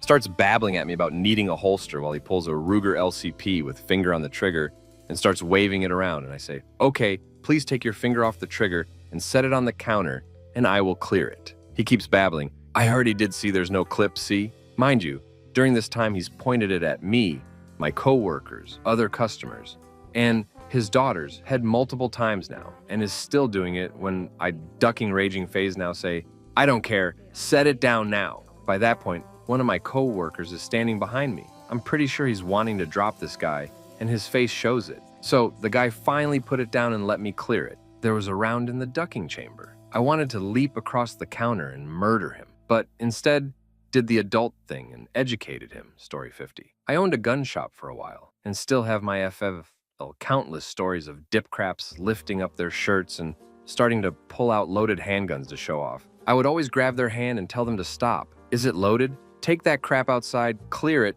then bring it back in. Or, if they were too far away to grab, I pulled my gun out and handed it low ready. No reason to pull a loaded gun out in a shop unless you plan on using it. Story 51. Got bored one afternoon and decided to add to my suppressor collection. My fiance and I went down to our favorite local shop to take a look. I started BSing with the guy at the counter, while the fiance walked behind me to go window shop some CCW guns. Meanwhile, a regular customer I see there all the time is helping unload boxes from a recent trip to a gun show. It goes without saying everyone was armed. Only one idiot didn't properly secure his firearm. In the middle of one of my sentences, we hear a loud bang. And of course, everyone knows it's a gunshot. The guy unloading boxes had shot through his pants into the cement floor, and the staff quickly ushered him into a back room. Supposedly, his gun just went off in its own. I'm pretty sure it was just the staff trying to save face, though. Either way, that could have ended very differently for one of us. Luckily, he was just shaken up and had a hole in his pants and probably crap in his underwear. Story 52. I witnessed two guys from somewhere in the UK rent an AR. They are in the range, and there is some kind of failure, and they proceed to hold the rifle by the stock and slam the end of the barrel straight down onto the concrete floor. The range didn't have anyone watching these two guys, despite being dressed like English wannabe thugs and clearly not being from the US. It took about 5 seconds of this horror show before my ex-Marine friend went and handled the situation and brought the rifle back to the counter. Story 53. I've seen a couple. One was off of an abandoned logging road in Oregon. My buddies and I used to go up there with a bag of empty cans and plink all afternoon. One day, a buddy brought his new 7mm rifle that he was just oh so proud of. While I was downrange setting up cans, he started shooting the cans I had already set up. I immediately pissed in my pants, drew my pistol, and screamed my head off to cease fire. I was so scared and angry. I think that's the closest I've ever come to pointing a gun at someone. Needless to say, I have not gone shooting with that clown since. The other was at an indoor pistol range. The paper retrieval wasn't working in my lane, so the owner moved me down and said he needed to fix it. He then proceeded to put a ladder in the lane AMD climb it without ceasing fire. There were 3 or 4 people still shooting the whole time he was in there. I unloaded and set my weapon down and waited. Good thing too, his foot kept slipping off the ladder and swinging right into the center of my lane. Story 54. My main range I go to is owned by an older lady. I believe she is the owner because everyone answers to her and I've never seen her answer to anyone else. Great lady. Super nice, but doesn't put up with bullcrap and will tell you what she thinks. I'm at the desk with my wife starting to rent a lane. All of a sudden, I hear her screaming coming back from the range with some guy behind her pleading his case about something. He tells her he is sorry and he can explain. She says she isn't listening to crap to get his license and get the hell out, and she will be reporting him to the authorities. She goes on giving him a younger lashing, saying she could have lost her license over that. Apparently, the guy was running an impromptu CCW class or something, hiding the fact and instructing people with him at the range. Basically, a bullcrap CCW class where he pencil whips the certification. Not the craziest thing compared to other stories here, but I know to never get on her bad side. Story 55. Was at my local indoor range shooting some pistols. Guy next to me unzips what appears to be a 9mm AR, but then explains to me it's some custom 5.7 upper, and it's the first time he's shooting it. I go back to plinking, and all of a sudden I hear what sounds like a slam fire following by a loud bang and plastic and metal falling on my head. I lean over to the next lane, and the entire upper blew up in this guy's face. Magazine is split in half on the ground. Bolt and carrier are nowhere to be found. It looked like the upper blew up into about 20 pieces. Lucky for the guy, he was wearing eye protection and walked away with just a bruise. Gun store employees, what's a story you have while working that you'd love to tell? After I got out of the military, I worked in gun stores' ranges for a few years. One time we had a woman call in to sign up for a CCW renewal. All good, I started getting her information, and she tells me that she is legally blind and in a mobility chair. Okay, I'm not here to gatekeep, but I'm certainly going to run this up by the CCW instructor and my boss to make sure this will fly. Before I can even ask if I can put her on hold to confirm some of her info for the upcoming class, she threatens to sue the store for violating her ADA rights if we refuse her class. My boss and instructor allow her to attend the class. However, the day of her class, she discharged her CCW into a display case in the store before the class even had the chance to start. So in the end, she didn't get to take her class and we didn't get sued. Story 2. Alright, I have quite a few from my tenure managing a gun shop. Customer asks for BioBlitz for the holiday. What? Why? Customer proceeds to finger blast the sky with both hands. You know those don't stay up there, right? Your neighborhood have kids in it? You think the adjacent ones do too? You think there will be a lot of folks in their yard today? Do you realize those come back down to earth and can kill or hurt someone, right? I never thought about that. Clearly, old story, old fart comes in. I'm looking for the sidearm they issued me when I was in the service. Okay, awesome. Beretta or 1911? No, Cobra 32. Would not let me tell him otherwise. Once had a very new to gun world customer want to fondle half the items in the store. Then, oh man, I saw that one in Call of Duty kind of customer. He nice, just new to it. It's cool, we'll show him some stuff. Shoulders a Marlin or Ruger Poigny 2LR. Straight face it asks me, would this be good for seagulls? What this was in a location a few hundred miles away from the nearest seagull. Phone rings. Such and such gun shop. Yeah, y'all sell guns? I'd hope so, it's in our name. Oh, okay. Y'all have used guns? Yeah, about 60 or so at the moment. Y'all buy used guns? Well, we gotta get them somewhere. What? Yes, we buy used guns. How much you give me for my gun? I can't do any estimates over the phone. You'll have to bring it in. Okay, but can you quote me now? No, I have to see it. It's 40. Okay, I still have to see it. How much you normally give on 40s? I don't know. There's probably a few thousand different makes and models of 40s. It all depends. A few thousand? No, there are a ton of different 40s. I don't know what you have. You have to bring it in so I can see it. Well, can you tell me now? I have to see it first. Well, I don't want to drive all the way over there for you to offer me $200 on my 40. Well, then hold it up to the phone so I can see it. What? I can't see it. You have to hold it up to the phone so I can see it, so I can see how much I can give you for it. What? Bring it in the shop. That's the only way I can make an offer. I appreciate it. Have a good day. Lady comes in with something to sell. It is, no crap, a toy pirate gun, like pictured. The orange plastic bit was taken off and rust setting in on the super thin pot metal barrel. I need to sell my gun. Ma'am, that's not a real gun. What you mean it's not a real gun? I mean, it's a toy pirate gun. The barrel is made of pot metal. I can bend it with my fingers. You're lying. No, ma'am. If for some crazy reason you could load that with black powder, it would explode and not fire anything except shrapnel in all directions. It's a toy, and we're not interested in it. You're just trying to pull one over on me. No, ma'am. If it was something valuable and I was trying to pull one over on you, I'd make an offer on it. I'm telling you, I'm not going to make an offer on it because we don't want it at all because it's a broken toy. She left in a huff talking about taking it to a real gun shop. Sad thing is, about 2 weeks later, damn near the same thing happened with another older toy gun from the 50s or so. Except, at least that one looked kinda real. But dude, didn't believe me it was fake. I have more, but damn, some people are gits. Story 3. I worked in a gun store from 2006 to 2008, so my experience is pretty dated at this point. I'll always be kind of sad that I missed out on what was likely a goldmine of idiot stories in that post-2008 constant panic buying cycle. Some that come to mind from my time behind the counter. A guy came in looking for a deer rifle. I'm showing him the bolt-action rifles that were our best sellers, as I usually would. He asked me, what's the kicking capacity of this gun? I asked if he was talking about what kind of recoil it had, and he said yes. So I explained to him that this rifle comes in all kinds of different calibers, all of which will have wildly different recoil, as the recoil is a function of the power of the cartridge and the weight of the rifle. A .243 would have pretty mild recoil, and a 300 Win Mag would have very heavy recoil, etc. And then he says, no, I mean the kicking capacity, like the spring. And then I had to explain to him that this is a bolt-action rifle. There is no spring. There is nothing to mitigate recoil. A semi-automatic rifle would have a spring, which would contribute to recoil mitigation in cycling the action. But even then it would be a function of the cartridge and weight of the rifle. And it isn't like you could get one 300 mag with more spring than another. I think he might have understood, but it was just a nod, and I don't think he bought anything. There was also a regular named Kenny. Kenny was a nice dude.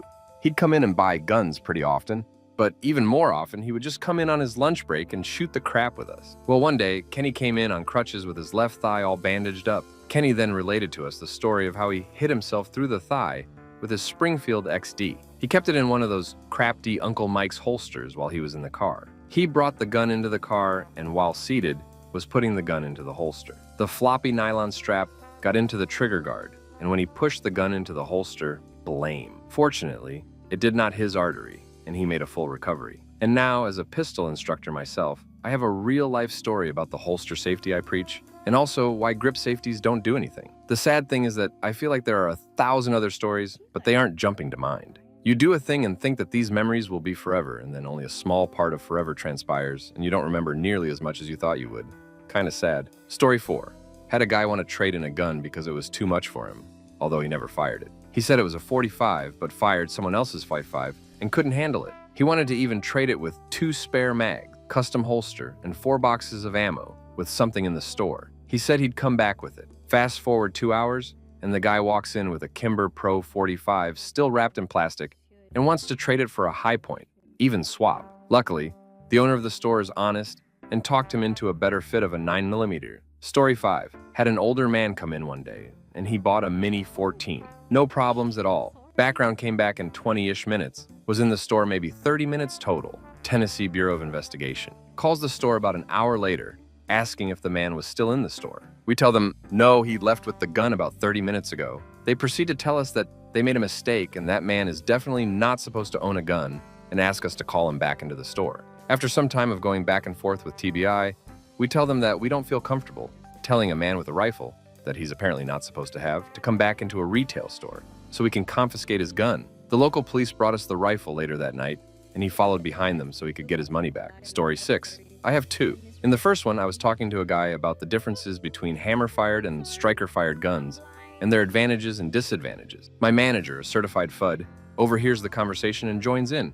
And he's a nice guy and a better salesman than me, so the 3 of us just keep chatting all friendly-like. And then manager goes into his office to bring out his personal PPK that he likes carrying now and then. Now the customer and I both watched him take the mag out and rack the slide 3 times, but none of us checked the chamber. Then manager cocked the hammer and shot a round into the ceiling. Last I heard, he's now district manager somewhere in the same company. The second story took place at a different store and started me thinking I'm bad luck around gun shops. This place is a tiny mom and pop, and the owner has been doing his thing for more than 30 years. Well, a buddy of his come into the store to sell a bolt-action rifle, or maybe trade, or maybe it was put out on consignment. The seller did not clear the gun. The owner receiving it did not clear the gun. The assistant manager who put the gun into our computer inventory didn't clear it. The idiot who wrote out the price tag and put it out for sale didn't clear it. The manager didn't clear it when he handed the rifle to a customer. The customer didn't clear it either. He put a 7mm Magnum round through a display case, but fortunately,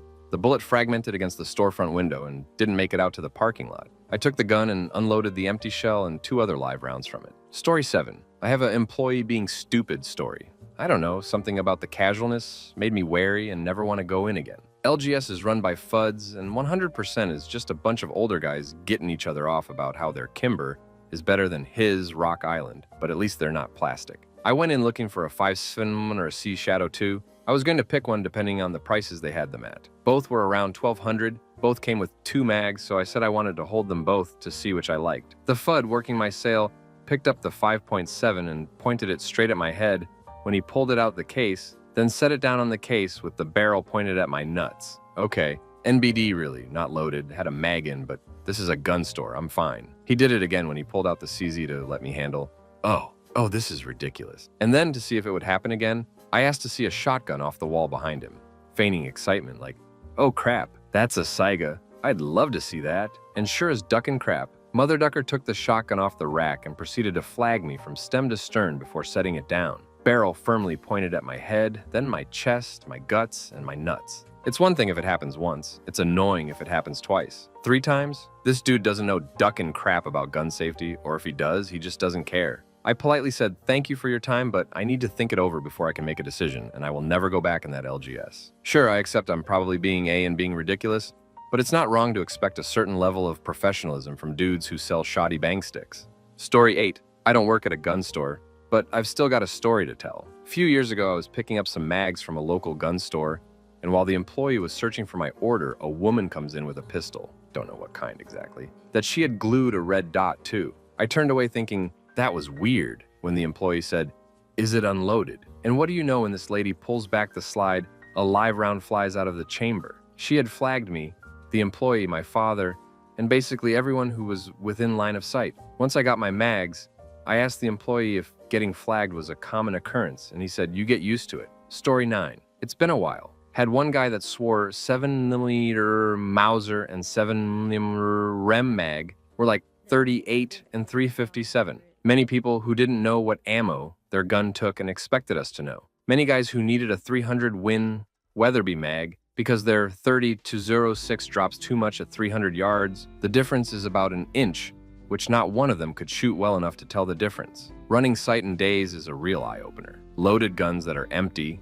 people who couldn't hit a 12 target at 20 high yards, loose optics, people who didn't know what ammo their gun took. A month later, they walk in the store and tell me about this deer they shot at 400 yards. The first store I worked in had a mounted flock of ducks on the opposite wall. From the front of the gun counter to that wall was 21 yards. People would start telling us about these 70 shots on teal, and we'd ask them how far away the duck mount was. Average answer was 50 yards. Second store I worked at had several flights of mounted ducks, mounted geese, full-body deer, and one full-body elk, all in the store. From the gun counter, the furthest away was the elk. It was 52 yards away. Average guess was 100. People can't judge distance worth a damn. No better than the average fisherman can guess weight. A side story about that. When I moved to Texas, I was invited on a guided trip to Texoma for striper fishing. First striper I catch that day hits the deck. I look at it and say, guide gives me a strange look. When we got to the dock, we weighed it. 12 pounds, 6 ounces. I've caught a lot of salmon and steelhead in the 1,000. A striper from Texoma is built like a steelhead.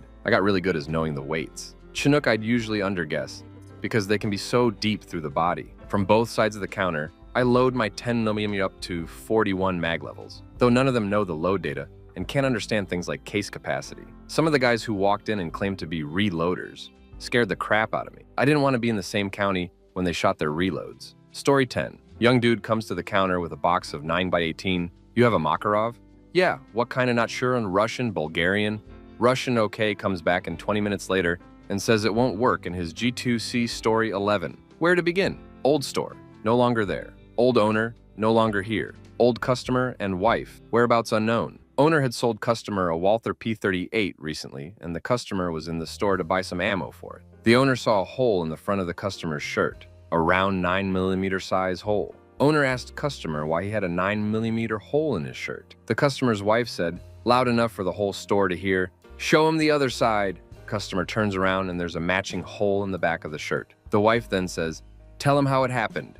Again, loudly. Short version is that customer has a wardrobe at home where he hangs up every article of clothing that he owns. He was sitting on the edge of the bed beside said wardrobe, raccoon fingering his new P38 when bam, a 9mm round flies through the wardrobe and all his clothes. Each shirt has 2 holes and each pair of pants, 6 holes. Wife said she wasn't buying him any new clothes. Story 12. Seen a security guard claim they sold him the wrong ammo because he was loading it backwards in his mags. Also had a gun store clerk claim that I had to register my silencers to a specific gun and they could only be used on that gun. And he knew because he used to have one of those licenses. Story 13. Back in the early 70s with my first police department, they put me selling gun permits. Missouri had a permit to purchase law at the time, and you had to jump through a bunch of hoops to buy a handgun. At the time, we had a dealer in town who did a lot of business. The way the permit thing worked was that you'd pick out the gun you were going to buy, and the dealer would give you some paperwork, and you'd get all the other stuff you needed. Bring that to me, and I'd give you the permit to go pick up your pistol. I had an old couple come in. They were going to buy a .25 automatic for home defense. These people were seriously old, and I could tell the guy had rather arthritic hands. I tried to talk them out of it,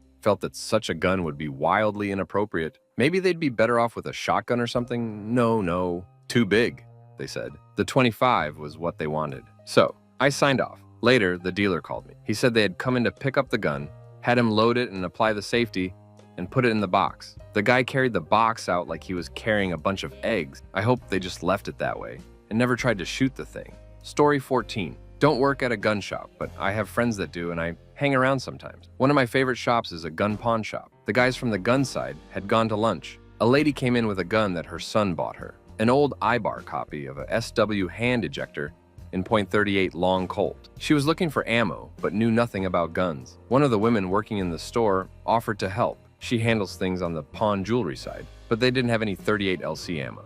Then the lady behind the counter said, oh, these should work just fine, as she grabbed a box of .38 special ammo. My stomach dropped, and luckily, the customer expressed some hesitancy about shooting ammo that wasn't meant for the gun. The employee turned to me and asked, these should be fine to shoot through this, right? As she dropped a round into the cylinder, it fit perfectly. I then had to explain that the chamber pressure was about 1.5 SWI higher on the .38 special, and IBAR clones weren't exactly renowned for their robustness. Story 15. Gun store owner here. I had a nice old lady come in whose husband just passed away. She pulled out a 6 Colt Python 357 in stainless steel that was still loaded and pointed it at me as she was explaining that she found it in her husband's sock drawer. So I asked her if I could look at it and politely disarmed her at the same time. The gun was out of the box new. She very timidly asked if I would give her a $40 round for it. I guess some slimy shop owner would have probably done that, but not me. I looked up my cost at the time, 1982, and gave her $230 for it.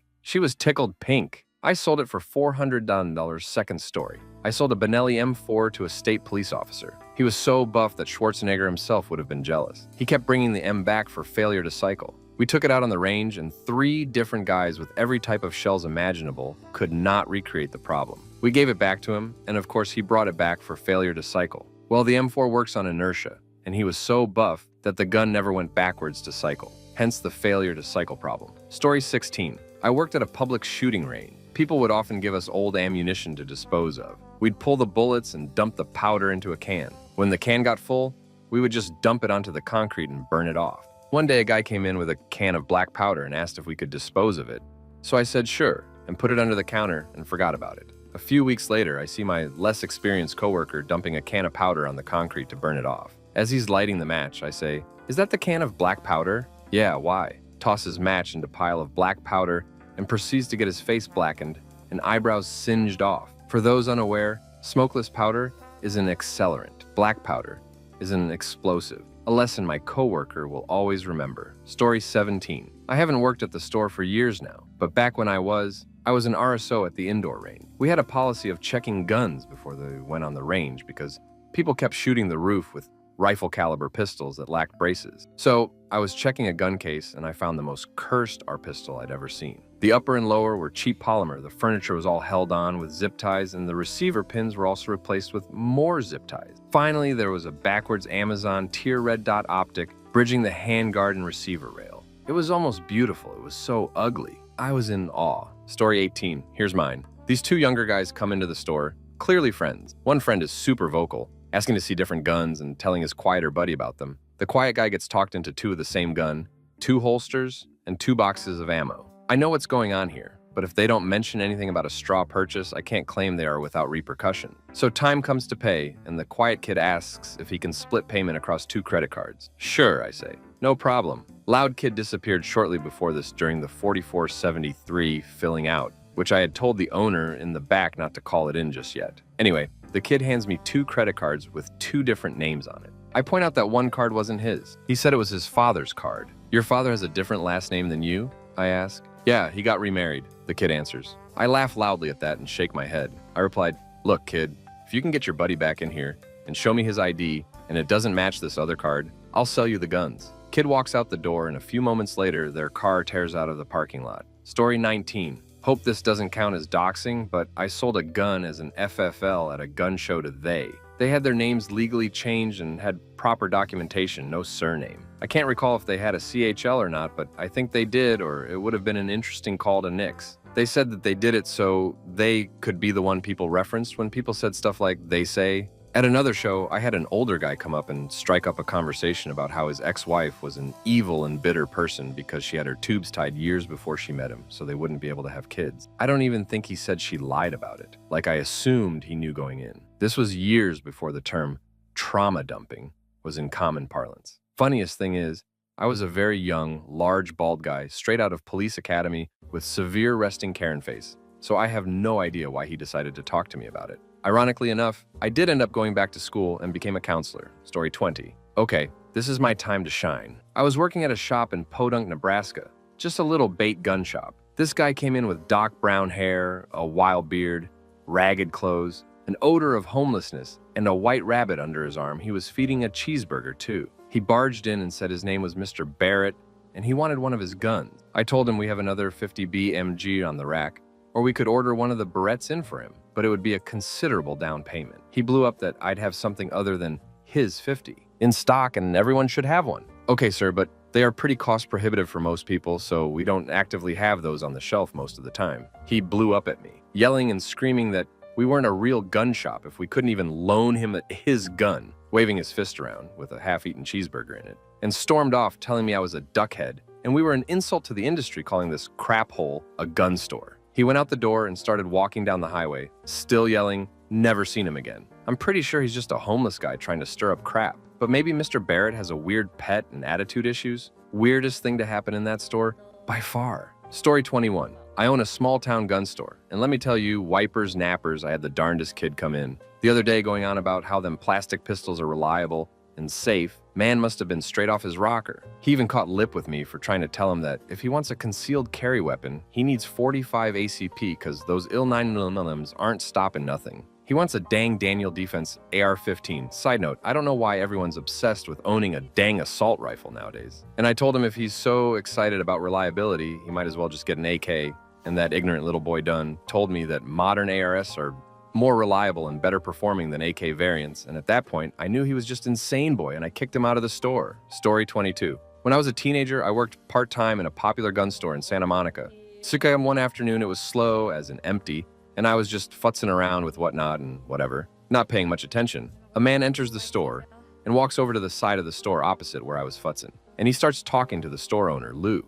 Eventually, I look up from futzing and glance across the room, and sure as crap, Lee Marvin is chatting it up with Lou. I couldn't believe my eyes. Mr. Marvin happened to glance in my direction, and that's when I remarked, "You're Lee Marvin." He looked over at me with a steely stare, and in a rather gruff voice, he replied, "Yeah, kid, I'm Lee Marvin." He then returned to his chat with the owner. He was going on about how the production company gave him a custom-engraved SW Model 39 to commemorate a movie he then had recently completed. I remember how badly I wanted to tell him how much I enjoyed all his movies, but I figured he gets tired of all that hoo-ha wherever he goes, so I just listened to the rest of his story about the film he had done. He then purchased a box of Remington 9mm. I watched him walk out to his car and drive off in a used run-of-the-mill Ford sedan. Story 23. So not an employee story, but more a customer who had to explain to an employee what a 300 AAC round was. Argued round and round that 300 AAC wasn't a 7.62. He even tried dropping, "Well, I was an armorer in the Navy,"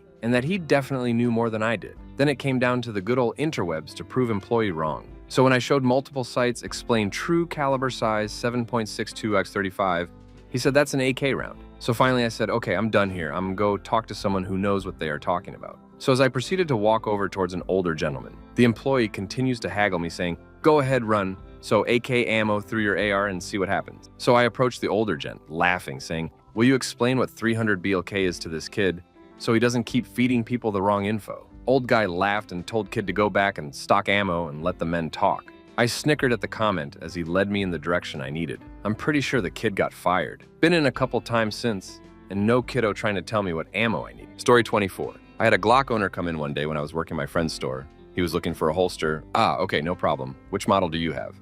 It's a Glock 9. Yeah, they don't have a Model 9. I assume you mean it's a 9mm. Yeah, a Glock 9. Okay, so which one? 17, 17L, 19, 26, 34? This was before the 43X. You know, the Glock 9, yes, those are all Glock 9mm. Each one is a different size. Which size do you have? Browses at holsters for another 10 minutes before giving up and saying he would come back later. Okay, story 25. Had a guy come in furious that his Mossberg 835 wouldn't fire 3.5 shells and pulled a shell out of his pocket to show how it wouldn't fit through the ejection port. I picked up the shell and showed him the 10 GA head stamp. I repeatedly got free boxes of 7mm Mauser ammo that guys bought for their 7mm Rem mag rifles. One guy has chambered and tried to fire every round in the box. Actually got promoted to department head because the previous head sold a farmer a 17 HMR in a box of 22 LR shells. Turns out a 22 LR will chamber and fire in a 17 HMR if you push the bolt hard enough. Had a guy tell me the 22 ammo shortage was a conspiracy by the Catholic Church. Has a guy come in straight from a gun auction asking for cheap 6.5mm surplus ammo. I said we didn't have any, and also which 6.5mm caliber rifle was it. It took 10 minutes to make him understand that there was more than one, and another 10 to narrow down that his rifle was either a 6.5 Carcaco or a 6.5 Schonauer. We didn't carry ammo for either. He was furious that the auction house didn't tell him that when he was bidding on it. Story 26. Thus dude, let's call him Tom, orders a Taurus online, then comes in and complains that it hasn't come in yet. Explain how the shipping works, and Tom leaves mildly frustrated. Gun comes in, Tom comes back to get it. Hands me his ID, and it's expired. I call my manager over and have him explain to Tom that we can't transfer him the gun unless he has a current driver's license. And Tom just throws a fit, complains about how long it took to get it, and a bunch of other bullcrap, and how he wants a refund or his gun. We're trying to work with him, but Tom gets even more pissed when we tell him that he needs to contact the web store to refund it. He leaves and swears he'll never come back. 3 days later, I come back in. One of the other gun counter associates, the one who used to be a cop, transferred Tom the gun. Expired license and all. Cop man was then suspended and moved to a different department. As far as I know, Tom still has his Taurus, and the ATF is probably going to, or already has had, a field day over this. Story 27. Oh, so many. About once a month, someone coming in with a round in the chamber backwards. It's always a G2C. One time an older guy got denied was from down south. I couldn't understand him. Spoke English, but whatever that was, I couldn't understand it. Eventually we said he could appeal the denial, so he does. He comes back a month later with a closed envelope. I got my letter, I'm good to go. My coworker opens it up and he's like, dude, the DOJ says they upheld your decision and you're still denied. The almost weekly denial where a person is like, all right, I want my money back. Yeah, we can refund you less your denial amount. What? What is that? It's on the first form you signed. I didn't sign any form. I'm holding it right here in my hand. Well, I didn't read that. One time FedEx just left a SW on 500 Magnum outside in the FedEx box. Just left it on the ground. Oh, guy came in looking for ammo. Not sure why, but he felt the need to show me his Glock 22 instead of saying, I need 40 SW. Hands it over, has a switch on the back. Never said get the F+K out to anyone so fast in my life. Story 28. State trooper discharged his duty weapon inside the store into a gun rack. Old guy couldn't figure out how to open a break-top revolver and discharged it into the ground in the parking lot, some feet from the police station. Nobody peeked out to see what happened. Another gunsmith shot a 300 Ultramag through the building, setting head spacing on a Savage LR setup. I was on the other side of the wall after the projectile pierced a door frame, 6 studs, and 3 walls. Divine intervention. The manager, myself, and the other sales guy all smoked a few cigarettes that day. GS popped a primer about 20 minutes later. I have to headspace to these hand loads. His reload's primer pockets were reamed incorrectly, allowing the primer to hit the bolt face just right. Old woman brought in her husband's 686 and dropped the hammer over my chest on the only empty cylinder. Divine intervention the second time. Had a guy bring in a FA, he got off a buddy, wanting to know how to make it 3 RD burst. Police and troopers from across the street had a good talk with him. I cut the receiver up. It was my card holder for a while. Story 29. Not a worker, but overheard someone asking for a magazine for a Smith & Wesson 40. Clerk is asking which model, shows an MP mag or something similar, and I can tell the customer isn't sure. Finally, I heard the clerk use the term high point and realized the guy thought that his burner was made by Smith & Wesson. Because it said 40 SW on the barrel, he thought the caliber was the manufacturer. Another time, checking out at the same store, the registers are right by the front door. Guy walks in and stops after like 2 paces and looks frozen. The guy ringing me out asked if he needs help finding anything, and the guy just says, bullets. The cashier asks something along the lines of, for range use or more defensive? The guy goes, to hit people, and eventually starts sauntering towards the ammo shelves. I remember thinking, that dude will be in the paper for hit someone in no time. And fortunately, my transaction was concluding, and I left. Story 30.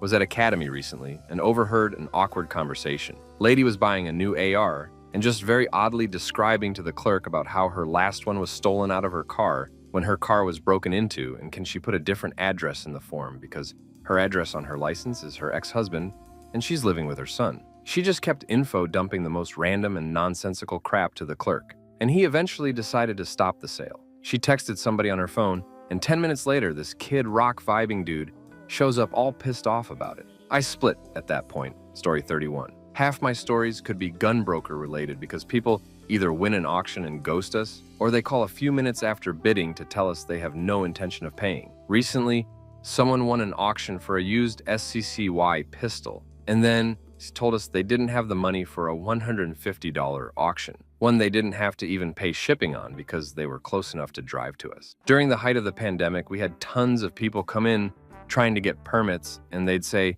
they didn't need the class because they got certified. Then hand us an out-of-state Virginia certification they got online for $75 and was worthless here in Florida. The cake, though, goes to the sovereign citizen who transferred in a shotgun they bought online, who said they renounced their U.S. citizenship on the 4473. Told him we couldn't proceed, and he had us mail it to another FFL so he could try again. Did it, but we let the new store and law enforcement know about the guy. Story 32. Not an employee, but a customer. Same shop, two different incidents. This is a fairly decent Midwestern city in the suburbs. 1 million people or so. Decent neighborhood as well. A gang member go into store and was going to hit the owner employees as some initiation ritual, they think. The git gets close enough to grab the 1911 SA from the holster of the owner, then aims the gun trying to shoot the owner. He has no idea what a SA gun is, nor what a safety is. The gun won't fire, and he's quickly backpedaling towards the door. The other shop staff drew and was firing at the kid, shooting out the glass in the door as the git left. 2. Same shop, guy comes in and tries to rob the place, but fails. He runs over to the apartments close by and hold his GF hostage. SWAT was called, and after a long standoff that went nowhere, the guy was taken down by a SWAT sniper. These are only two I heard of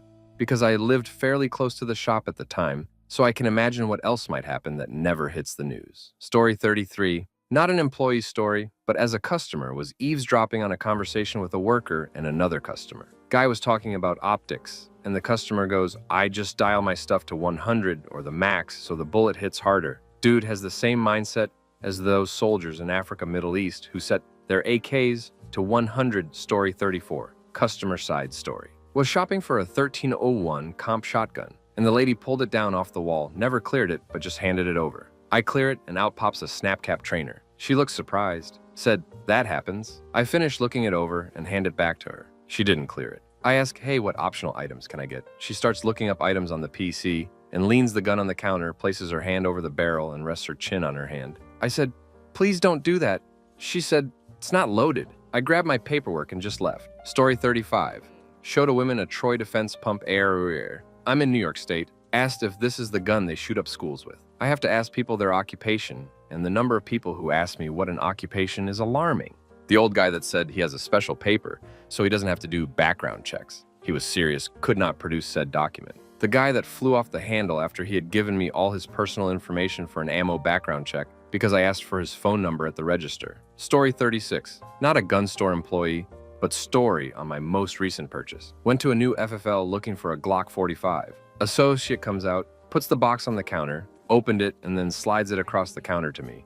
Without check if the gun was clear and safe, I picked the gun up to check to ensure it's clear because I didn't see him do it, and I accidentally flagged him. Had the guy screaming at me, don't ducking flag me, put the gun down. I apologized, but felt the guy was a real banana over it. Not the first time I've bought a firearm, and every time the associate would clear the gun in front of me, behind the counter, and lock the slide to the rear before handing it off. Dude screaming at a customer like he didn't know the condition of the merch, he just handed them to check out. I get I was in the wrong flagging him, but felt he was equally in the wrong for a poor handoff, and not professional about that at all. Story 37. Working at a gun store during the pandemic. Hardly any ammo on the shelves, supply chain issues. FUD comes in looking for 357 mag, sees all the 357 SIG, and wants to buy it all. We tell him 20 times it's different, but he gets a huge attitude because knows better. One of my coworkers told him to shut the duck up while grabbing a Smith & Wesson Model 19 and opening one of the 357 SIG boxes. He shows the FUD the cartridge and the gun and asked, how the hell is this supposed to work? Where is the rim? Elmer immediately starts to backpedal, saying something like, you don't have to be a git about it. My coworker says, you don't have to have an attitude when people are trying to help you. We work here. We know what we have and what we don't have. FUD apologizes and quietly leaves. Next time he came in and asked questions, he listened to the guys who live there 40 hours a week. Story 38. Boy, do I have a lot. Some are still within a statute of limitations time frame. Used to have a lot of Geitz upholster-loaded guns, including a PA state trooper who wanted to fit his backup Glock 30s for a new holster. I told him 2 times, absolutely do not upholster it. I will use a display gun. And he replied, it's okay, I'm a trooper. He simultaneously unholstered it from his ankle, flagged myself and another customer, and stripped the mag. The rack the slide, sending a 230 Ruger HST loaded cartridge under the nearby ammo rack. That's definitely one of the more annoying ones, but there was so many over a 5-year period I worked there while in college. We had found multiple trade-in guns with loaded mags, loaded chambers, and more stupid stuff. Story 39. It's been a while since I sold guns, but I did a couple years working the gun section at one of the big box stores while I was in college. One day, a rather rotund man comes into the store, and I greet him and try to strike up a conversation. The guy takes a peek at my name tag, I have a Slav last name, and asks me, is that Polish? And I reply, no, Serbian. And that was all the prompting this dude needed to go on a 5-minute rant about what a cool dude Slobodan Milosevic was. I stared blankly at him and walked away with a, "Okay, well, let us know if you need help with anything." That was about all I could muster between me being young and unsure and trying to be polite to all the customers for the sake of my job, haha. I do not miss my time at the gun counter, story 40. Not a gun store story, but a crazy one. Nonetheless, I was at a range in Las Vegas out on the skeet shooting course when all of a sudden alarms start going off and the range officer started going crazy. Apparently 2 people had decided to not walk on the road or sidewalk, but rather walk through fields between the rifle and shotgun range, clearly putting themselves in a very dangerous situation, literally coming from the direction directly in front of my throwers. They finally pulled these 2 off the range for questioning, and about 20 minutes later, these 2 people are now walking out past me with shotguns to a station. Their story was that they were tourists who were dropped off by an Uber in the wrong spot. And then, the gun range still decided to let them shoot. Story 41. Former IA Elbs worker here had a guy come in wanting to buy a shotgun, if I remember correctly. He was an older gentleman, and at this time in Iowa, you needed a permit to purchase handguns, but the permit also allowed you to walk in, fill out paperwork, pay, and walk out with any firearm. Well, he came in without this card, even thought he had one, and I informed him that we'd have to call it in without his card. So he fills it out, and we call it in, and of course Nix gives us delayed on it. He then goes, "Oh, damn, I guess I'll just go get the card." Then my boss informs him that since there's now an active 4473, he couldn't do that and had to wait. He glares at me and tells me, "This is your fault." Day was delayed well over a week and came in about 3 times before he was approved. And every time before he walked out, he'd glare and point at me and go, "This is your fault." Story 42. I briefly worked at a store. One memory that stands out to me is a couple guys I was approaching to see if they needed assistance. I stopped to put out a bit of reshop, maybe magazines or whatever, and I overhear them looking at the rifle pattern pistol saying, "Oh, we get they ass for sure with these." I tell the manager and he says he won't show them or sell them anything and asks them to have a nice evening. They proceed to shout all sorts of hateful and racist profanity at us. Another memory I have is of a young man coming in to get a quote for us to buy his lightly used Gen 5 Glock, IDK probably a 23. He was quite offended at the offer, stating it was worth more than that. The manager explained that it is indeed worth more than that, but they need to profit from its resale to make any of this worthwhile. So he threatens to go load it back up and return to air this out. Story 43. As a trusted longtime customer of a one-man local gun store / range, I used to help out for free range time. I came in one day and owner asked me to cover counter while he checked out CCW renewal on range. This old feller came in with a nice 32 Colt Auto. He was shaking like a leaf and told me he had to re-qualify for CCW. I was unsure about his ability in shaking, but when he kept trying to load 22 LLR into Colts, 32 mag, I was really concerned. I kept asking if he needed help with loading, but he would snap at me and say he was doing fine and knew what he was doing. He kept putting 22 LR shells into mag and they would fall out or lodge at an angle. I suggest he go home and get correct ammo. He never came back. Luckily, probably would have shot everything except in his lane. Story 44. Not a gun store employee. I just frequent some. I go into one of my local shops looking for magazines for my SW 4006. So I ask one of the older guys behind the counter, and I should have known it was going to be an issue when he looked over his newspaper and got off his stool. He walked me over to the SW catalog and goes, "Here you go. Here are the SW magazines, story 45. Guy walks up eating a can of Wolf brand chili with beans with a set of chopsticks. The more I look at him, the more I notice. Matted hair, stains on the t-shirt and shorts, just plain raggedy. He finishes his chili as we begin talking and cuts me off to ask if we have a trash can he can use. I oblige.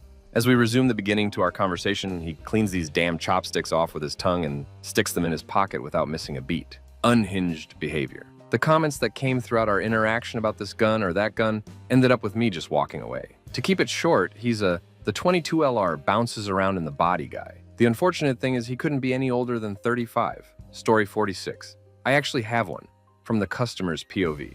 I was picking up, well, don't remember what, it's not important. I'm talking to my salesperson and a man in like his mid-30s comes in, circa like 10 years ago. "Dude, do you guys have those AK to M16 adapters?" Gun store guy. What? Dude. "Oh, come on, man. I was in Iraq. I forget how many times he claimed he was there. The adapters the army issued? So if we ran out of ammo, we could drop them into our M16s to fire 7.62. We loot it off. Dude, I just bulk ordered some 7.62 because it was cheaper, so I need that adapter." Unfortunately, I chose to leave at that point because my transaction was complete. Story 47. I ran a gun store and shooting range and we would rent out firearms. Had a couple rent our SCAR 17s and they came back to swap it out because It kept having firing issues. It would fire a round or two and then wouldn't continuously. I thought weird, but sometimes common if it has been rented a bit without being cleaned, so had them swap out for something else, don't remember what. And when I go to clear the firearm, a 7.62 by 39 falls out. For some reason, that one always sticks with me, but I have probably thousands of different stories. It's crazy what you see working there on a daily basis. Story 48. I worked at one many years ago. The store routinely carried Desert Eagles as they were quite popular. One day, a few gentlemen came in and one wanted to hold the D, a pretty common occurrence and nothing out of the ordinary. As you normally would, I removed it from the case, locked the slide back, and showed the customer that it was unloaded and then handed the firearm to him. Before I could say or do anything, he drops the slide, holds it up to his friend's head where the barrel is about making contact with his skull, screams, "You dead!" and pulls the trigger. At that point, they were politely asked to leave. Story 49. You guys ever see that guy show up in what looked to be roller hockey gear at an indoor range? All black plastic protective equipment all over his body? Well, a friend of mine took that picture at his range and sent it over to me. Sent it to a bunch of his friends as well. Turns out he got fired for distributing that, and it became a pretty popular meme online not too long after. Story 50. Had a guy looking for ammo for his 1022. I go point out all of the 22 LR we have, and he goes, "No, I need 1022 ammo, not 22. After telling him this is the ammo for his 1022, he left the store empty and said he was going to Cabela's. Story 51. Had a customer argue with me about a 30-30 obviously being 24 better than a 36 because 30 is 24 better than 6 idiots. Couldn't tell me 24 what's though. Another time I had a customer want to fire 22 LR out of his 45 because that big stuff is just too damned expensive. Neither of these gentlemen were happy with me because I refused their sales. Management backed me up both times. That in itself was surprising since it's Walmart and most MGRs will usually side with the customer because it's easier for them. Story 52. Oh man, where to start? I've been working in gun shops for about a decade now, and boy, do I have some stories. Lots of loaded guns being brought in. With the, "It's unloaded, I took the mag out," blatant straw purchase attempts. My favorite, though, is the time I had a customer come into the shop I was working at asking for ammo for his pistol. I asked what caliber it was. His response was, "I don't know, but I think it has a 4 in it." Told him to go get the gun. It was a G19 Gen 4. Story 53. I am working range counter, and an older-looking gentleman comes off the firing range and sets down his gun bag. Motioning to my colleague, he says, "Take a look at this," and proceeds to pull out his Glock 10mm. Broke that range rule. Before my pal can get over to him and have him return it to the holster, something happens. The man pulls out the magazine, puts his hand over the barrel to disassemble it, and left one in the pipe. Boom! 10mm through the middle of his hand. I could see about a golf ball-sized chunk knocked out of him. He then refused to go with EMTs because he had no insurance and couldn't afford to, so they wrapped his hand and left. Hope that guy's okay. Story 54, and so I'm standing at the counter of a major sporting goods store looking at scopes. Next to me, this guy and his wife are looking at bolt-action hunting rifles. The guy shows him one that comes ready to shoot scope and all. They ask to see a different rifle, and the clerk hands it to him and explains this one doesn't come with a scope or sights, and that will be additional money. And the guy asks totally seriously if he has to have sights on his rifle. He actually had to have it explained to him why sights were necessary on a hunting rifle. Story 55. I wasn't working. I was at a buddy shop hanging out. We're here in Florida, and the guy was in the store arguing about gun registration. And in Florida, guns don't have to be registered, of course, because we are a free state. This guy kept arguing, and he said, "But on CSI Miami, they always talk about guns being registered." We just all kind of shook our heads at him. Story 56. The gun industry is a 50-50 balance between idiot gun store employees and idiot FUD customers who don't know one half as much as they think they know about weapons. About 12 years ago at Cabela's, I was shopping for some ammo and asked the clerk if he had any 8mm Mauser ammo. And he quickly said, "Nope, we are all out." And I point to the stack of boxes of 7.92 by 57 ammo and said, "Cool, just give me 5 boxes of that." And he says, "If you shoot that in a Mauser, it's going to blow up." Story 57. Had a guy bring in an AR for repair because his handguard flew off while shooting. Showed us the video, and he was spamming a 30-round mag. We are in New York, by the way. In the air at a range with others standing nearby. We get some stupid people in and really understand why people hate guns so much. We've had people ask us for 22 LR for hunting deer as well. And others ask, if you can purchase a gun when you have a restraining order against you. Story 58. I don't know where to even begin. Aside from seeing my life flash before my eyes several times with blatant firearm safety mishaps, guns pointed at, Obvious straw sales attempts, people walking around with their firearms uncased, people calling on the phone wanting to talk about their neighbors shooting puppies, etc. There's too many. But one that comes to mind is I had a guy come up to me and ask about carrying a .22 LR pistol. When I asked why, he said, "That's what the Israeli Mossad carry with their silencers, and they used to hit." Story 59. I mounted a Burris Eliminator 3 on a $20 octagon barrel Henry in 4570, and I quote the customer directly, "So my wife can drop an elk at 750 yards. Had to order the right mount." Then actually mounting it was crazy because programming it was basically napkin math as Burris's available data didn't meet the parameters he wanted. Duh. Guy seemed pretty happy. Never saw him again. Zero chance that gun ever hit anything at 750 yards. Story 60. It's not always the people coming in.